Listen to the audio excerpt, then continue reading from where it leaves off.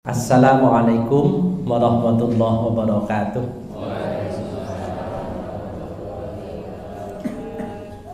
Alhamdulillahi rabbil alamin wa bihi nasta'inu ala umurid dunya waddin. Asyhadu an la ilaha illallah wahdahu la syarikalah al-malikul haqqul mubin wa asyhadu anna Muhammadan abduhu wa rasuluhu shadiqul wa'dil amin. Allahumma salli wa sallim wa barik ala sayyidina Muhammadin nabiyil karim wa ala alihi wa ashabihi wa man tabi'ahum bi ihsanin ila yaumiddin. Amma ba'd.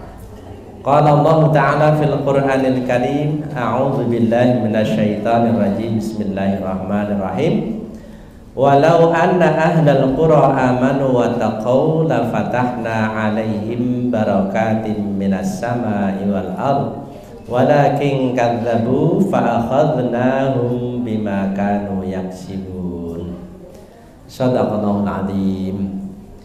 Yang sama-sama kita hormati Bapak Ketua Takmir Masjid Raudhatul Jannah dan seluruh pengurus, sesepuh, mini sepuh, bapak-bapak, ibu-ibu, jamaah pengajian akhir bulan Masjid Raudhatul Jannah yang semuanya saya hormati. Mohon maaf saya tidak bisa menyebut satu persatu nama-nama indah panjenengan semua, tapi yang jelas semua yang rawuh saya hormati. Terlebih dahulu marilah kita bersama-sama mengaturkan puja puji syukur kehadiran Allah Subhanahu wa taala. Alhamdulillah sampai malam hari ini hari yang ke-10 bulan Safar 1445 Hijriah, kita diizinkan hadir berkumpul di Masjid Raudhatul Jannah dalam keadaan sehat walafiat, tak kurang suatu apa. Bapak Ibu sehat semuanya? Alhamdulillah, mudah-mudahan kesehatan yang Allah berikan kepada kita bisa kita manfaatkan sebaik-baiknya untuk senantiasa taat dan berbakti kepadanya. Salawat teriring salam mudah-mudahan selalu dilimpahkan oleh Allah pada junjungan kita Rasulullah Muhammad SAW, keluarga, sahabat dan seluruh penerus risalahnya, dan tentu termasuk kita semua selaku umat pengikutnya, diiringi satu harapan. Mudah-mudahan nanti di hari kiamat kelak kita diberi hak syafaat oleh Rasulullah Muhammad SAW. Amin. Ibu bapak yang saya hormati, saya untuk malam hari ini sepertinya tidak diberi tema oleh Mak Wintolo. Ya, saya non sewu nggih nyocoke kahanan kemawon. Ini kebetulan masih bulan Agustus. 9 hari yang lalu Bapak Ibu tentu mengikuti upacara ulang tahun yang ke-78 kemerdekaan Republik Indonesia. Nah, suasana kemeriahannya ternyata sampai malam hari ini masih banyak tempat yang menyelenggarakan. Paling tidak malam hari ini ada 4 tempat. Soalnya kalau mau ngerti kalangan dalan. Yang pertama di Giwangan RW 4, kemudian di Tahunan dekat Taman Makam Pahlawan Wijaya Brata. Ini Pak Ki Hajar Dewantara. Kemudian yang ketiga di Pengok dekat apa itu kecamatan. Kemudian yang keempat di Deresan. Ya, yang biasa saya mesti belok loh kok ditutup. Wah, ini berarti baru acara pentas seni untuk apa? Menyemarakkan mungkin rasa tasyakur atas nikmat yang Allah berikan kepada bangsa kita, bangsa Indonesia, karena sudah merdeka 78 tahun yang lalu. Bapak Ibu nuwun sewu, kalau untuk ukuran umur manusia 78 tahun ini ku nuwun sewu nggih, tesih nom pun sepuh napa pun sepuh banget. Nggih. Kalau Rasul kan ngendikanya ku umur umatku itu berkisar antara 60 sampai 70 tahun. Artinya rata-rata seperti itu, walaupun memang ada yang ratusan tahun lebih ada. Termasuk kemarin jamaah haji kita tertua umurnya 119 tahun. Alhamdulillah berangkatnya sehat, pulangnya juga sehat. Tetapi yang bareng mertua saya itu nun sewu 42 tahun meninggal, 56 tahun meninggal. Ternyata tidak urut umur meninggal itu nggih. Terus Bapak Ibu yang sekarang ini 70 tahun belum tentu jenengan dulu, boleh jadi Mas Wintolo dulu.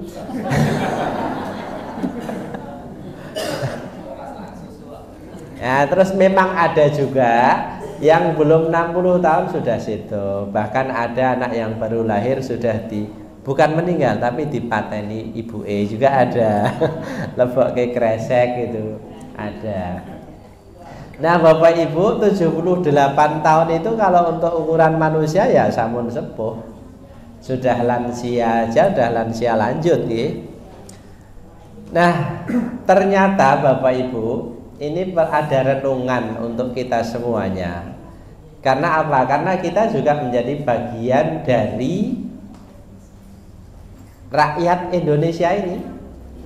Bahkan umat Islam itu menjadi mayoritas penduduk Republik Indonesia. Nyun pangapunten Bapak Ibu, kalau hari ini panjenengan saya ajak piknik kersa mboten? Halo? Kersa nggih? Lah itu dawuhipun Gusti Allah, siru fil ardi fanzuru kaifa kana aqibatul mukadzibin. Berjalanlah kamu semua di muka bumi, kemudian lihat apa yang terjadi akibat dari orang-orang yang mendustakan Allah Subhanahu wa ta'ala. Mengapa ini kita jadikan renungan untuk kita semua Bapak Ibu? Karena Indonesia itu sebenarnya sudah diberi oleh Allah potensi yang luar biasa. Potensi untuk apa? Potensi untuk menjadi negara kuat, potensi untuk menjadi negara kaya, potensi untuk menjadi negara besar dan disegani. Nah, ini tidak diinginkan oleh banyak negara di luaran sana yang non sewu untuk nuruti ngongsonya negara-negara sana. Jadi Indonesia itu jangan sampai kuat Bapak Ibu. Indonesia jangan sampai kaya, Indonesia jangan sampai bersatu. Sebab kalau Indonesia itu kuat, bersatu dan kaya akan membahayakan bagi orang-orang di luaran sana. Makanya ini selalu diusik. Sehingga kalau Bapak Ibu mirsani non sewu saestu, Indonesia merdeka tahun 1945. Tapi kan merdekanya baru secara politik. Leres sih? Tidak kemudian Belanda datang lagi dengan senjata, tidak. Jepang datang lagi dengan senjata, tidak.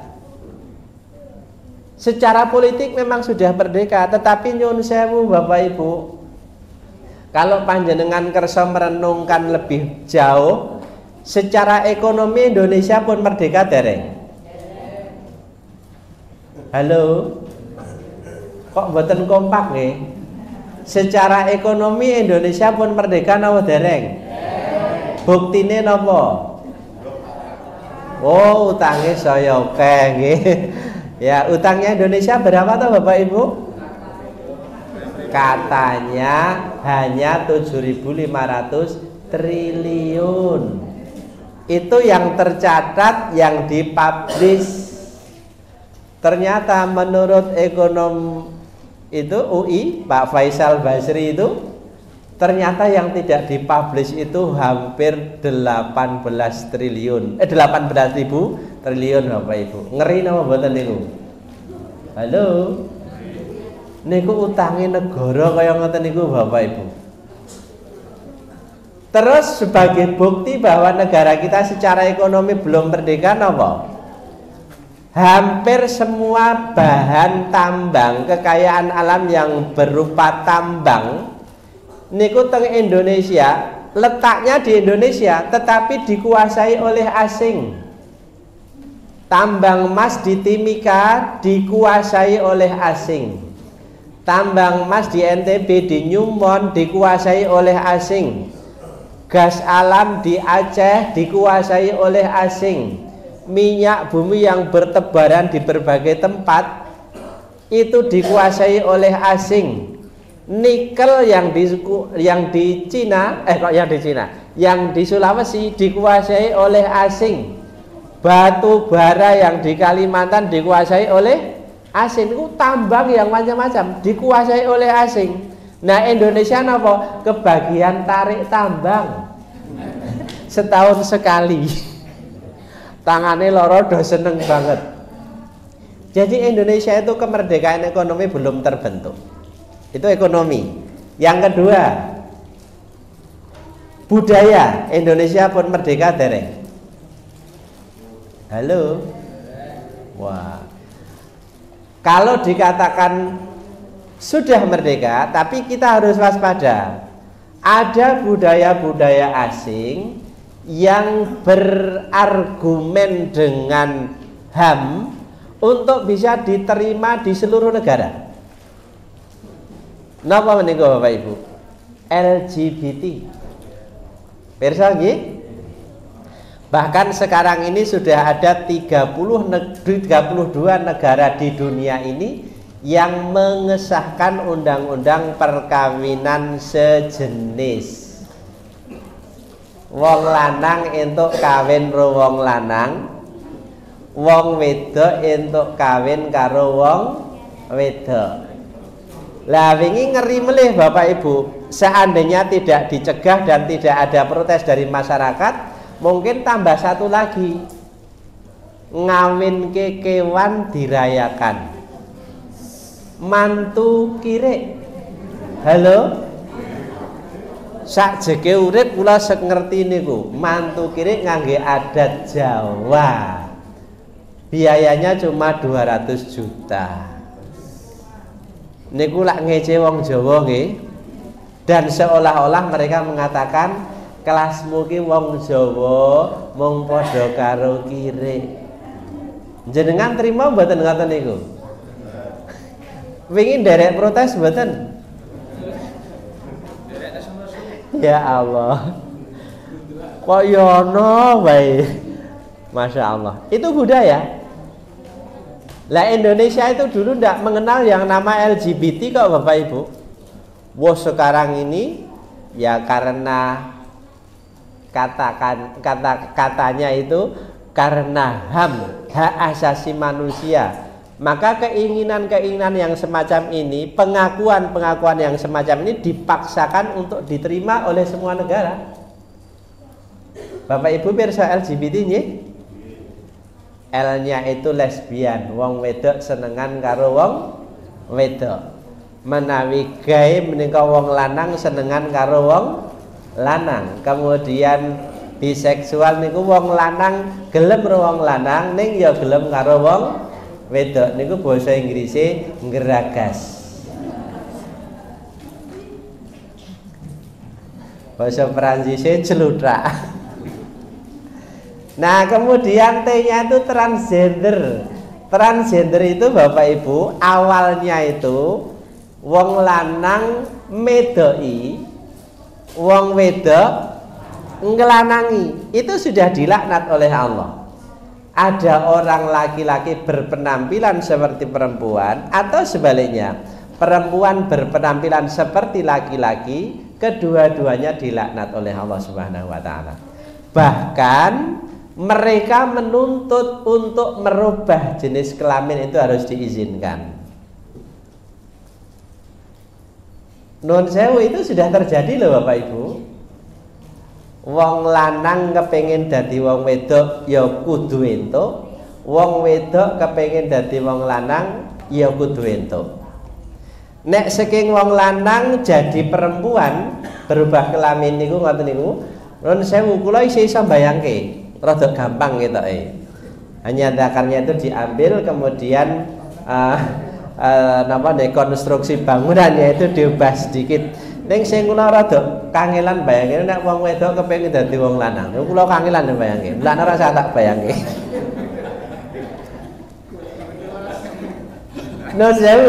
Ini beda dengan orang yang hanya mempertegas jenis kelamin. Dulu kan mahasiswa UNJ itu ada Bapak Ibu, semester 4 itu baru ketahuan kalau kelaminnya itu laki-laki. Dari SD, dari kecil sampai semester 4 itu masih perempuan. Wah dia lomba nopo-nopo menang. lari, lompat, lempar, pokoknya atletik niku menangan. Wong melu wong wedok. Nah, ternyata batang zakarnya itu tertutup daging, Bapak Ibu. Sehingga yang kelihatan hanya nun sewu lubang tempat keluarnya air seni, jelirit niku, persis ngene wong wedok. Nah, tetapi setelah lama kelamaan kok beda. Nah, itu kemudian di ronsen ternyata di dalamnya itu ada zakarnya, itu dioperasi. Kalau seperti ini bukan merubah jenis kelamin, ini hanya memastikan jenis kelamin. Nah, baru semester 5 sampai selesai dia murni dinyatakan laki lah. Terus pripun sing biyen pialane akeh banget. Ya wis ra apa-apa. Itu satu. Yang kedua, pemain voli nasional itu juga kasusnya persis seperti itu. Tenaganya luar biasa, angger nyemes buanter banget, melompat dhuwur banget. Sebenarnya awalnya sudah pada meragukan, iki wong wedok tenan mau ora. Nah, ternyata setelah diteliti lebih lanjut itu persis kejadiannya dengan anak UNY tadi. Itu zakarnya itu tertutup daging, kemudian yang kelihatan itu hanya tempat buang air seni itu. Nah, itu hanya mempertegas jenis kelamin. Kalau itu tidak apa-apa, karena tidak termasuk merubah jenis kelamin. Makanya nun sewu Bapak Ibu, kalau panjenengan kagungan putra nun sewu saestu nggih, saka cilik cetha cah lanang kok senengane nggendong boneka. Terus senengane nyuwun bedake ibuke.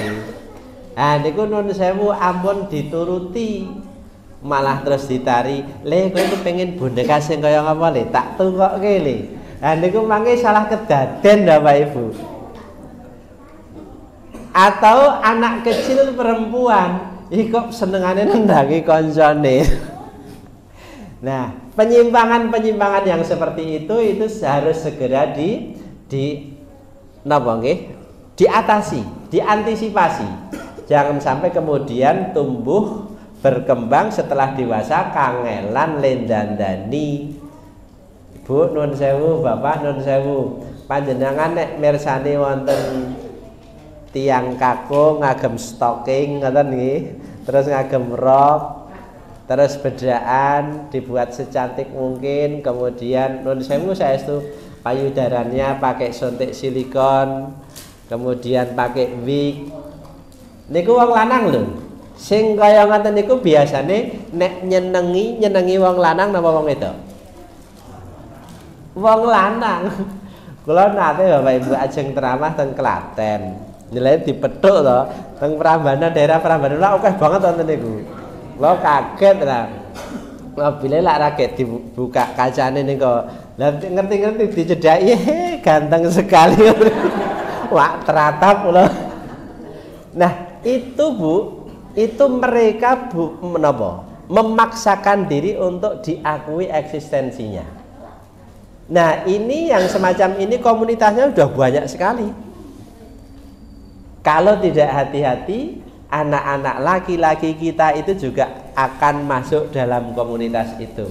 Dados sak menika Bapak Ibu, nggadahi lare putri nggih resikone gede, nggadahi lare kakung kalau tidak terkontrol dengan siapa bermainnya, dia menapa nggih berkelompok dengan siapa, niku nggih padha-padha le berbahaya. Ngati-ngati saestu. Nah, ini budaya. Ternyata budaya kita juga dijajah. Pun sakniki wau ekonomi sampun, budaya sampun. Sakmenika pendidikan. Pendidikan Indonesia pun merdeka dereng Bapak Ibu. Dereng nggih? Dereng. Bapak Ibu kula caosi pirsa, negara yang paling maju tingkat pendidikannya itu namanya Finlandia. Itu negara paling maju pendidikannya. Ternyata Finlandia menika mengadopsi teori pendidikannya orang Indonesia. mengambil dari apa yang dicanangkan oleh Ki Hajar Dewantara. Dengan napa menika semboyanipun ing ngarsa sung tulodo ing madya mangun karsa tut wuri handayani. Kemudian kepada anak itu hanya ditanamkan 3N napa nika? Niteni, niroke, nambahi. Itu yang dipakai oleh Finlandia, sehingga menjadi negara dengan tingkat pendidikan paling maju di dunia. Nah, Indonesia Bapak Ibu menjadi negara asal diambilnya teori pendidikan itu, malah saniki anggar sedirit-sedirit kurikulumnya ganti. Nun sewu niku Pak gurune mondho bingung kok. Wong kadang-kadang kurikulum sakniki belum dikuasai sesuk wis ganti meleh. Lah sakniki niku nun sewu kurikulumnya kurikulum merdeka. Merdeka belajar, merdeka mengajar. Niku sak diterjemahke ngeten niki. Dadi kowe sinau kena ora ya kena. Nek nggih guru merdeka mengajar, berarti mulang ya entuk ora ya entuk lak ngoten to. Tambah mboten kanten-kantenan Bapak Ibu. Nah, kita belum punya satu konsep pendidikan yang betul-betul matang, yang akhirnya kemudian menjadi kebijakan negara yang napa itu menjadi rel yang harus dilalui. Mboten saiki menterine saka kono nun sewu mulai belajar dari luar negeri terus teorinya diterapkan di sini. Mengke ganti menteri malih ngambil dari mana lagi? Ngoten niku dados mboten ramu-ramu. Ternyata Indonesia pendidikannya juga belum merdeka, sehingga tidak maju-maju.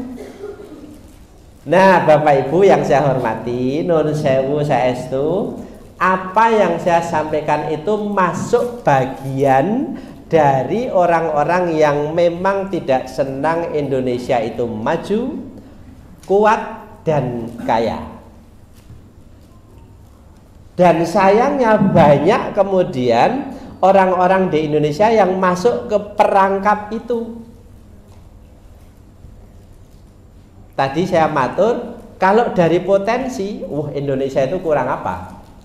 Potensi negara besar jelas, wilayahnya 1,9 juta kilometer persegi, luas sekali. Potensi menjadi negara kaya, jelas. Modal tambang apa yang kita tidak punya?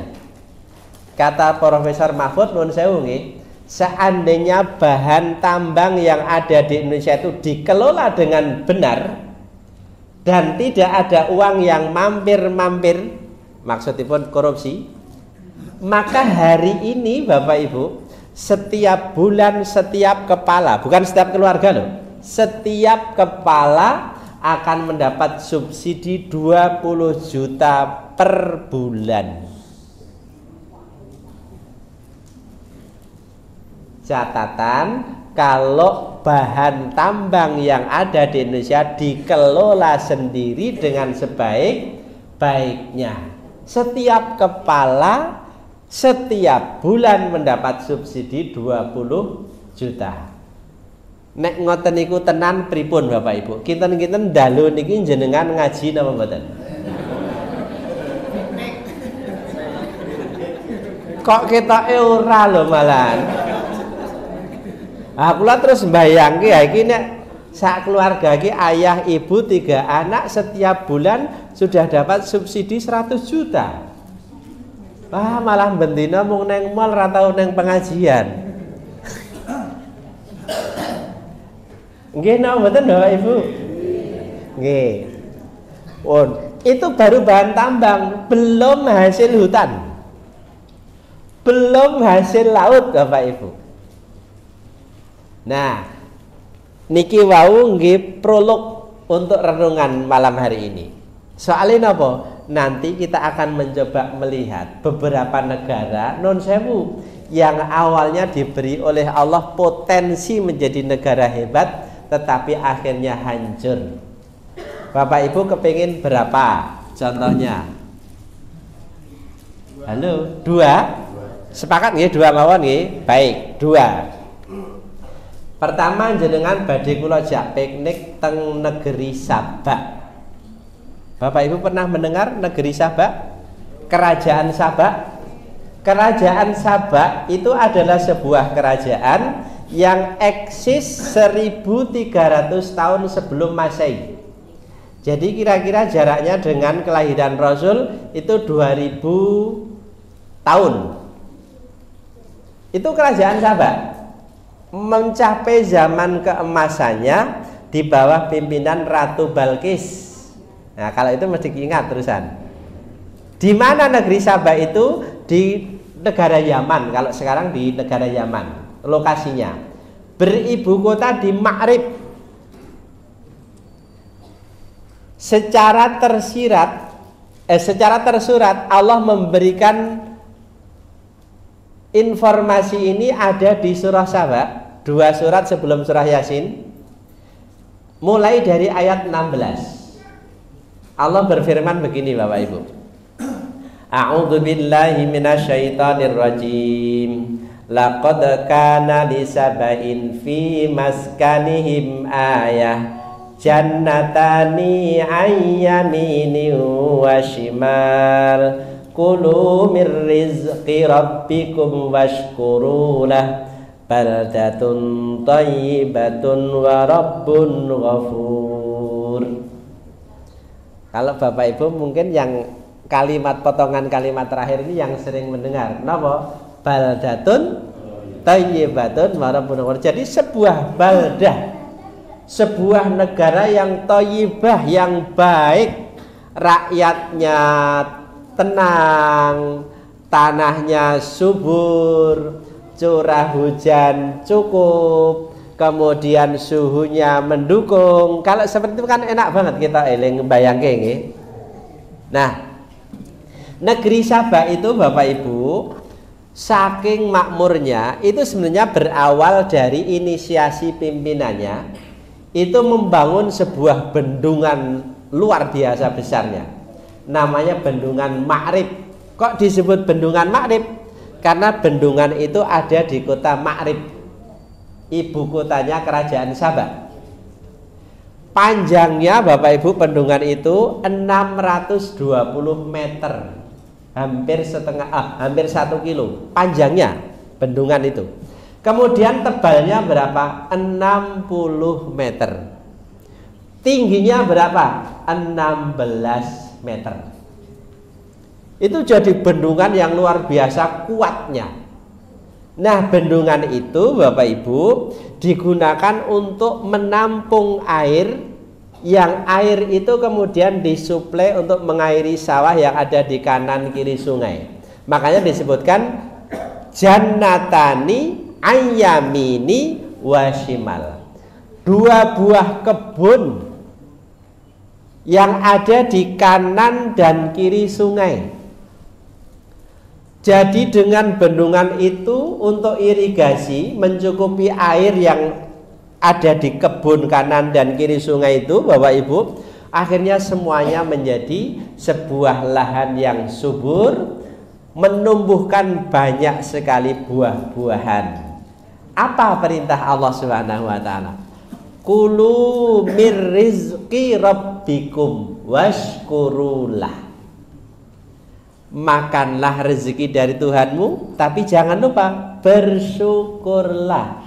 Maksudipun bersyukur itu manfaatkan rezeki tadi untuk menopang kekuatan tubuhmu beribadah kepada Allah Subhanahu wa taala. Karena Allah ketika negerimu itu wahai orang-orang Sabak baldatun thayyibatun, sebuah negeri yang baik, wa rabbun ghafur, di bawah lindungan Allah yang Maha Pengampun. Ini modal Bapak Ibu. Ini ada di dalam Al-Qur'an surah Sabak mulai ayat 16. Nah, kemudian diikuti dengan ayat berikutnya. Kalau ini tidak saya baca semua, hanya endingnya saja Bapak Ibu. Fa'aradu, maksudnya apa? Penduduk negeri Sabak yang awalnya itu taat mengikuti Ratu Balkis, yang setelah beriman kepada Allah mengikuti Nabi Sulaiman, tetapi begitu selesai kepemimpinan Ratu Balkis, maka mereka kembali menyembah matahari. Terus kehidupannya berfoya-foya. Yang tadi waskurulah tadi fa'arodu, mereka sudah tidak ingat kembali. Mereka berpaling dari Allah Subhanahu wa ta'ala, berpaling dari amanat Allah Subhanahu wa ta'ala. Akhiripun apa? Fa'arsalna alaihim sailal arimi. Akhirnya kami kirim kepada mereka banjir yang besar. Bapak Ibu, ini kalau cerita di tafsir Ibnu Katsir itu dikatakan diawali dengan curah hujan yang super deras, lamanya 7 hari 7 malam. Jenengan bayangkan kalau hujan deras tanpa henti 7 hari 7 malam. Kalau di cerita Nabi Nuh itu kan 40 hari 40 malam.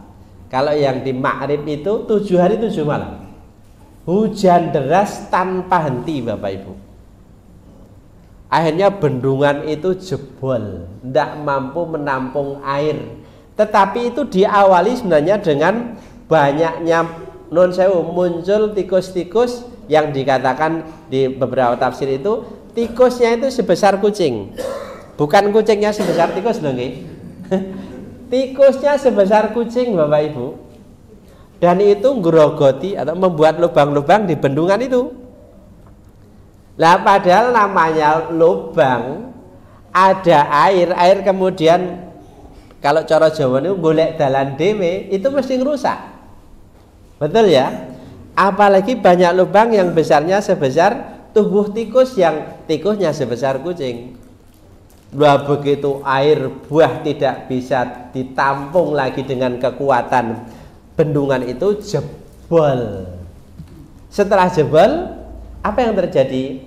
Kebun yang ada di sebelah kanan dan kiri sungai tadi terendam banjir beberapa hari. Kemudian setelah surut, ini anehnya lagi Bapak Ibu. Setelah surut kemudian endapan lumpurnya itu hanya menumbuhkan 2 macam tanaman. Yang pertama tanaman berduri, yang kedua tanaman berbuah tapi pahit rasanya. Dua-duanya tidak bermanfaat sama sekali. Nah, ini non sewu beda dengan kenyataan yang hari ini terjadi. Di bedanya di mana? Namanya endapan lumpur banjir itu Bapak Ibu, itu biasanya itu mengandung humus yang sangat subur.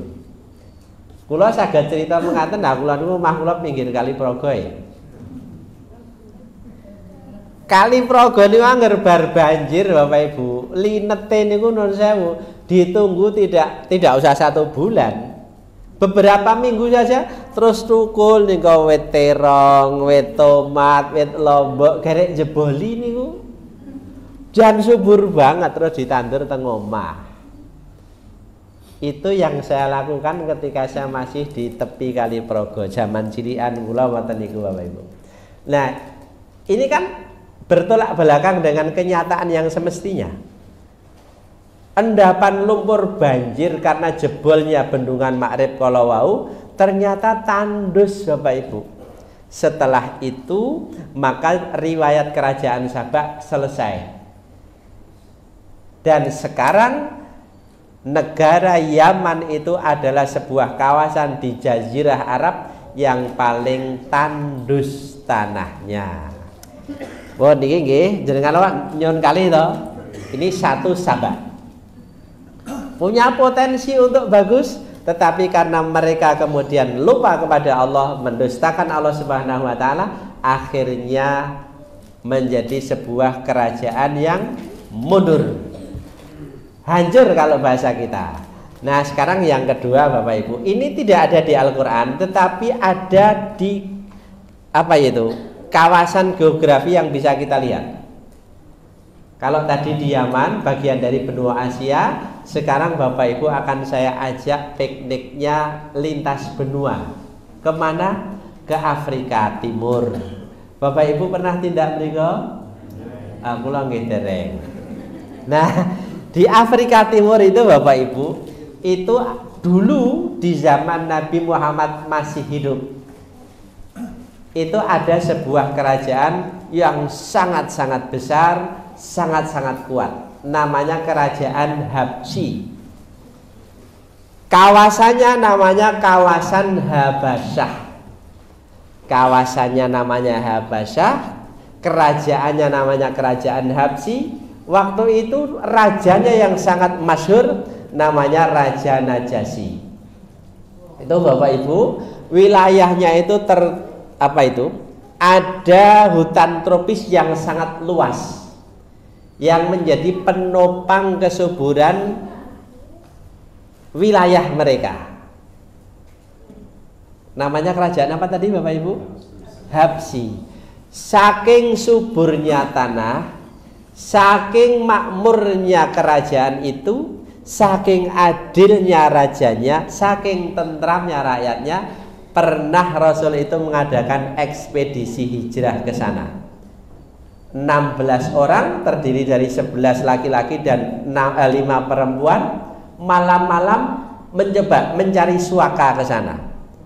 Karena akidahnya terancam di Mekah. Itu izin Rasul. Dan diberi kesempatan untuk itu. Walaupun akhirnya ditarik kembali ke Mekah. Karena pertimbangan banyak hal. Nah, Bapak Ibu, seiring dengan perjalanan waktu, kerajaan Habsyi tadi sak menika ceritanipun benten. Karena sepeninggal Raja Najasyi itu kemudian dipimpin oleh penggantinya tidak seadil Raja Najasyi. Hutan yang ada itu nun sewu Bapak Ibu ditebangi. Singkat cerita, alamnya rusak. Nah, 1000 tahun kemudian sampai hari ini, kalau panjenengan pirsa, kerajaan Habsyi itu terpecah menjadi 2 negara. Yang pertama Ethiopia, yang kedua Sudan. Halo Bapak Ibu. Sekarang panjenengan kalau mendengar berita terkait dengan Ethiopia, yang terbayang di benak panjenengan sebuah negara yang maju, rakyatnya makmur, atau ada cerita lain? Apa ceritanya? Sebuah negara yang non sewu napa setiap tahun kekeringan, yang kedua kelaparan, dan yang ketiga keterbelakangan. Non sewu, piyai-piyai ini pun lemu-lemu napa guru-guru? Lemu-lemu wetenge. Wetenge jembling kan lho. Malah kadang-kadang sok dinya, manjung banget wetenge. Manjung kok wetenge. Itu tidak ada di Al-Quran, tapi nyata hari ini bisa kita lihat Bapak Ibu. Ternyata penyebabnya sama. Kalau negeri Sabak tadi mereka kufur kepada Allah dengan tidak mengindahkan apa yang diperintahkan oleh Allah. Nah, kalau kerajaan Habsyi ini Bapak Ibu, mereka itu lupa amanahnya Allah dengan merusak hutan. Pun nggih, wau jenengan le nyuwun namung kalih. Aku lagi namung matur kalih. Nah, sekarang kita kembali ke Indonesia. Bapak Ibu, kira-kira kalau keadaannya seperti ini terus, Indonesia itu nanti akan seperti negeri Sabak nopo Ethiopia? Halo. Jenengan kepengine kados pundi?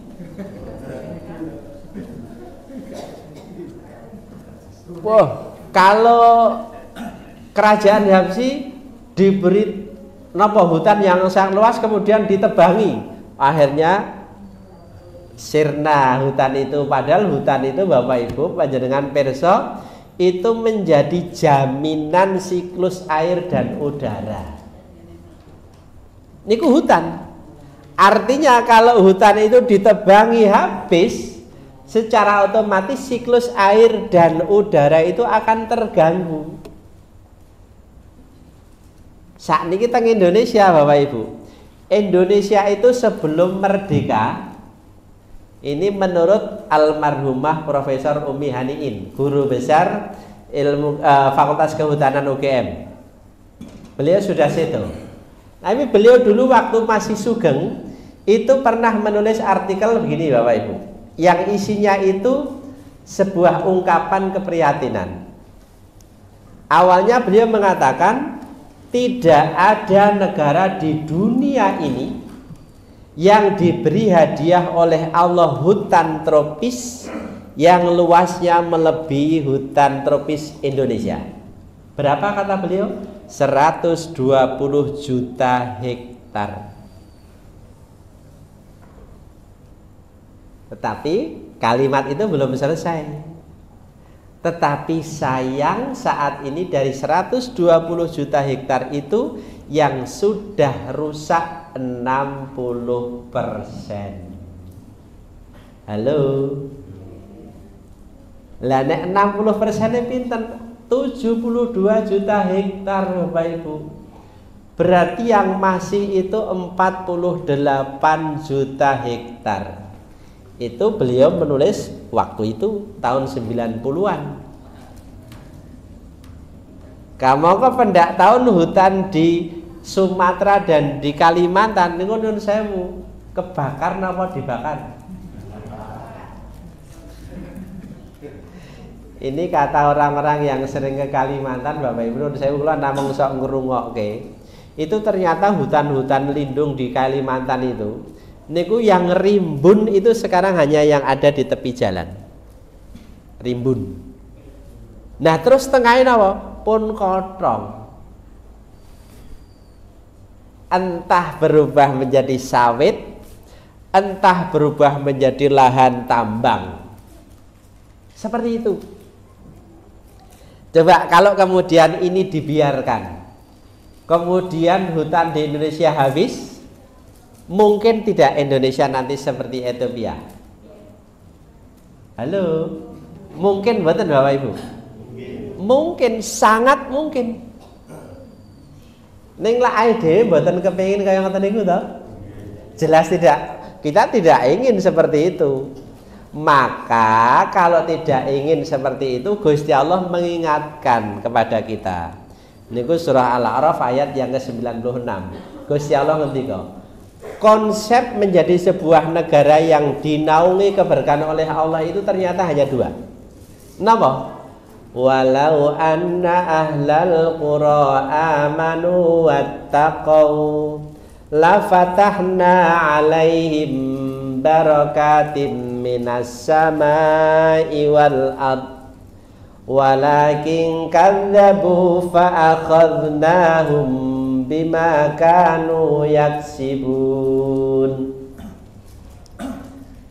Jika penduduk suatu negeri, kalau saya persempit, jika penduduk sebuah masyarakat, saya persempit lagi, jika individu sebuah keluarga, atau dipersempit lagi, jika seorang pribadi, satu orang artinya ya, amanu wa taqau, mereka beriman dan bertakwa kepada Allah, la fatahna alaihim, pasti akan kami bukakan kepada mereka.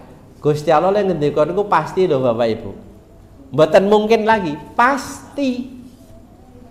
Kamangka Gusti Allah tidak pernah ingkar janji. Innaka la tukhliful mi'ad. Sesungguhnya Allah tidak pernah ingkar janji. Gusti Allah mboten nate ngapusi. Lah sing sok ngapusi sinten? Sing sok ngapusi kula. Bareng lho 1 2 3. Nggih. Allah ndak pernah menipu, nek janji ya tenanan. Nah, konsepnya hanya itu Bapak Ibu. Kalau penduduk sebuah negeri itu amanu wa taqau, beriman dan bertakwa. Siapa penduduk yang beriman dan bertakwa? Rakyatipun iman, bertakwa, pemimpinnya dan seluruh pejabat juga amanu wa taqau. Seandainya itu tidak terjadi, nun sewu, Sing amanu wa taqau kok mung pemimpinnya rakyatnya mboten. Ya berarti itu sudah di luar janji Allah. Atau sebaliknya, rakyatnya beriman dan bertakwa tetapi pemimpinnya tidak. Oh berarti itu di luar janji Allah. Allah berjanjinya kalau negeri itu semuanya beriman dan bertakwa kepada Allah.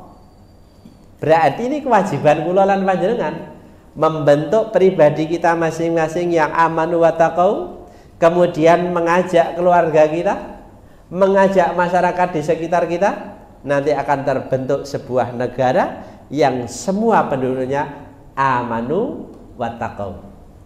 Pertanyaannya Bapak Ibu, niku gampang napa angel?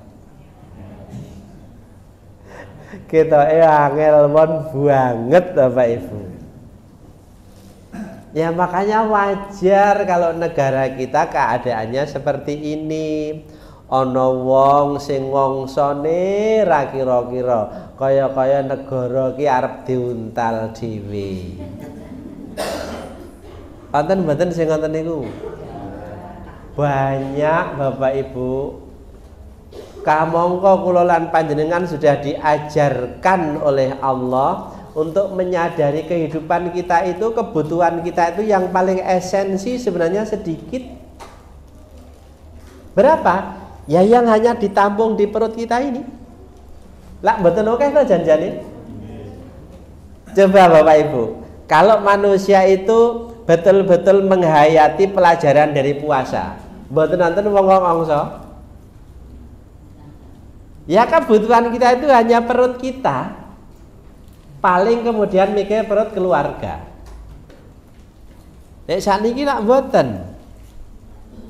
Wong kadang-kadang kebutuhan di luar perut pun terpenuhi. Bapak Ibu nun sewu, kalau panjenengan diizinkan oleh Allah punya duit banyak, pun duwe omah siji, kemudian masih ada sisa uang 2 miliar. Kata nama segede niku. Terus ada orang menawarkan rumah kepada panjenengan, ternyata harga rumahnya itu sudah lokasinya strategis, hanya 750 juta. Jenengan pundut napa mboten? Jadi, jujur Bapak Ibu. Jenengan sudah punya rumah, kemudian punya sisa uang 2 miliar. Ada yang menawarkan rumah letaknya strategis, nominalnya 750 juta. Jenengan pundut apa mboten? Kok ketake mesti dipundut. Padahal kita tidak butuh rumah tadi. Ini kok dituku. Itu kebutuhan atau keinginan Bapak Ibu? Keinginan. Lah wong wis duwe omah loro nun sewu nggih. Kalau masih ada sisa uang, kemudian ada orang menawarkan lagi, mesti dituku kok. Wis duwe 3, uang sisanya masih banyak, ada orang menawarkan lagi, dituku. Luar biasa. Bahkan kadang-kadang nun sewu, kalau kemudian kita mau jujur Bapak Ibu, kita itu nanti kalau sudah mengakhiri perjalanan hidup di dunia ini, rumah kita itu hanya 2 kali 1 meter, tidak mungkin lebih. Lambok panjenengan itu punya istana, kemudian panjenengan untuk mempersiapkan kematian, pesen kalih tukang kubure, lek sesuk aku nek mati gawekno nggon sing gedene padha karo omahku iki ya. Kinten-kinten Bapak Ibu, penggali kubure gelem napa mboten? Mboten, malah terus mikir, aku rong mati wis sedan, paling ngoten niku. Ya Allah, lah orang Indonesia nun sewu sing kekayaannya itu di atas 9 triliun niku kathah ya Bapak Ibu. Halo. Boleh saya sebut salah satunya? Salah satu nama salah 2. Kalau lem aja nggih sek wingi-wingi niku. Mbak Tutut Itu kekayaannya ternyata 9,75 triliun Bapak Ibu. Pak Sandiaga Uno berapa? 11, sekian triliun. Dan itu masih ada lagi. Apalagi nun sewu yang diberi oleh negara nun sewu saestu menguasai tanah sekian ribu hektar di Kalimantan, di Sumatera. Jenenge nggih HGU. Napa Bapak Ibu? HGU, hak guna usaha. Niku lahane dinehi. Terus wite Tegorono, wite nggih sinten? Nggih sing dinehi niku. Terus buka usaha, leng usaha niku disili duit. Sing nyili sinten? Negara. Bungani napa mboten? Mboten, Pak. Mboten. Mboten bungani. Menge bungai. Ya, makanya kadang-kadang terus nek mboten nyaur, alasannya pailit. Coba niku kok ndelae piyayi pandean dereng ngoten sing ditawani ngoten niku nggih. Ya Allah. Dan itu banyak Bapak Ibu. Makanya Pak Yusuf Kala itu ngendika 90% tanah di Indonesia itu dikuasai oleh 1% penduduk Indonesia. Halo. Kirang cetha? 90% tanah di Indonesia itu Bapak Ibu dikuasai oleh 1% penduduk Indonesia. Nyun pangapunten. Berarti sisanya yang dibagi menjadi sekian persen tadi hanya 10%. 10% sisa tanah yang ada itu untuk 99% penduduk Indonesia. Lah lek ngoten niku terus pripun kinten-kinten Bapak Ibu? Apakah itu mencerminkan orang-orang yang amanu wa taqau? Halo. Mencerminkan orang-orang yang amanu wa taqau no mboten? Mboten. Nah, ternyata Bapak Ibu, janji seperti ini sudah terbukti. Ternyata kekayaan alam yang begitu melimpah tidak menjamin kemakmuran sebuah negara, yang menjamin juga kemakmuran seluruh rakyatnya. Soalnya ada bukti-bukti otentik nek kalau anak-anak sekarang mengatakan sebuah negara yang non sewu tidak begitu terlalu banyak sumber daya alamnya tapi bisa menopang kehidupan seluruh rakyatnya. Pun jam 09.00. Berarti kurang sedikit lagi. Niku untuk penutup Bapak Ibu. Negara mana itu? Niki kula buktekke. Satu negara Qatar, yang kedua Arab Saudi. Bapak Ibu nun sewu Qatar, kalau wingi pas perhelatan sepak bola dunia itu kan menggemparkan seluruh negara di dunia, negara-negara Eropa dan Amerika terutama. Awalnya sudah mencibir. Ya, Qatar negara kecil. Kok negara kecil? Iya Bu, wilayahnya hanya 11,5 ribu kilometer persegi. 1/154-nya wilayah Indonesia. Artinya apa? Nek negara Qatar itu jumlahnya 154, itu baru sama dengan wilayah Indonesia. Berarti kan cilik banget. Dan sumber daya alamnya sana itu hanya gas dan minyak bumi. Tetapi apa Bapak Ibu yang terjadi? Qatar itu sampai hari ini berani menggaransi setiap anak yang lahir satu digaransi dengan keberlangsungan pendidikannya. Artinya apa? Mulai dari lahir sampai dia puncak pendidikan, kalau memang otaknya memungkinkan mau sekolah dimanapun diragati negara.